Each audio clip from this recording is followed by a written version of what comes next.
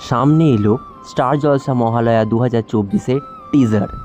অসুর নিধনে দেবী শক্তির আবাহন, রণং দেহি, মহিষাসুর মর্দিনী, দুর্গম নাশিনী দুর্গা এবং শুম্ভ ও নিশুম্ভ নাশিনী চামুণ্ডা দেবীর সৃষ্টিকারিণী দেবী কৌশিকীর আবাহনের গল্প।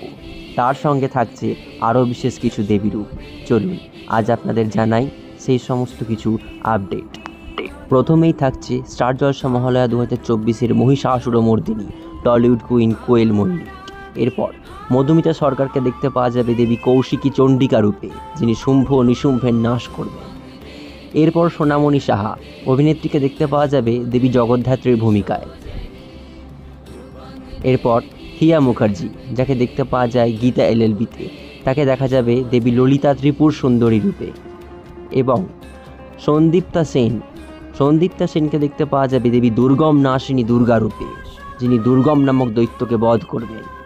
এবং এবার স্টার জলসার মহালয়ার নাম রণং দেহি, অসুর নিধনে দেবী শক্তির জয়গান।